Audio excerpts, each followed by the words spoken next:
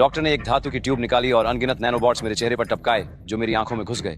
ये छोटे छोटे यंत्र मेरे पूरे शरीर को स्कैन करेंगे और 24 घंटे के भीतर मेरे मूत्र के साथ बाहर निकल जाएंगे, जिससे उन्हें सारी जरूरी जानकारी मिल जाएगी। नतीजों का इंतजार करते हुए मैं काम करने के क्षेत्र की ओर चला गया। मैंने अपने सहकर्मियों से शिकायत की कि हमारी जिंदगी कितनी उबाऊ और सीमित है। हर दिन वही खाना, एक जैसे सफेद यूनिफॉर्म और हम बस बार बार पोषक तत्वों का इंजेक्शन लगाते रहते थे।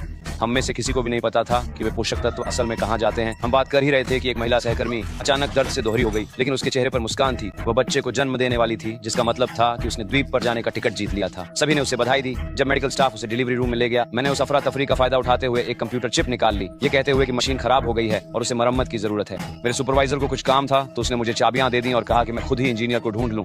मैं मेंटेनेंस डिपार्टमेंट में अपने दोस्त मैकॉर्ड को ढूंढने गया और हमेशा की तरह हम दोनों ने चुपके से कुछ ड्रिंक की और गप्पे मारी। मैं हमेशा सोचता था कि आखिर वह शराब कहां से लाता है। पृथ्वी के गंभीर प्रदूषण के कारण ऐसी चीजें तो कब की खत्म हो जानी चाहिए थी, लेकिन जब मैं पूछता, मैककॉर्ड सवाल टाल देता और मुझे चेतावनी देता कि ज्यादा खुदाई मत करो और चाहे मैं कुछ भी करूं, मुझे कभी भी हमारी शराब बैठकों के बारे में किसी को नहीं बताना था। मैककॉर्ड किसी आपातकाल के लिए निकल गया तो मैं उसके ऑफिस में घूमता रहा और एक छुपे रास्ते पर जा पहुंचा।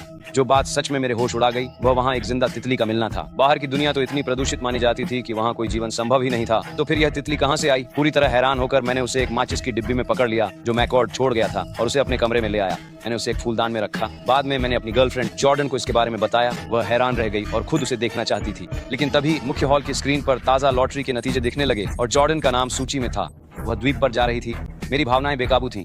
खुश था कि उसे अच्छी जिंदगी मिलेगी, लेकिन इस बात से टूट गया था कि हम अलग हो जाएंगे। तुम दोनों अपनी दूरी का ध्यान रखो। मैंने अपनी निराशा को निगल लिया और उसकी नई यात्रा के लिए उसे शुभकामनाएं दी। उस रात मुझे डरावने सपने आए, जहाज, कारें और जॉर्डन के डूबने की झलकियां। मैं झटके से जाग गया और अपने पास रखी पतंगे को घूरने लगा। मुझे पता लगाना था कि यह कहां से आई थी। मैं वहां वापस गया जहां मैंने इसे पहली बार पाया था। इसे छोड़ दिया और इसके पीछे पीछे वेंटिलेशन डक्ट्स में चला गया। कई देर तक रेंगने के बाद मैं किसी तरह सतह पर पहुंच गया। भीड़ में घुलने के लिए मैंने एक वार्ड बॉय की वर्दी पहन ली और स्टाफ में मिल गया। मैं कमरे से कमरे में चुपचाप घूमता रहा, कुछ ढूंढता रहा, जब तक कि मैंने कुछ भयानक नहीं देख लिया। उस महिला सहकर्मी ने अपना बच्चा जन्म दिया था।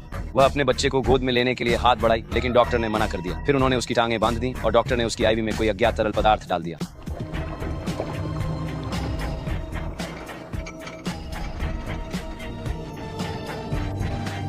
कुछ तीव्र झटकों के बाद उसकी इच्छा पूरी हो गई। वह द्वीप पर चली गई।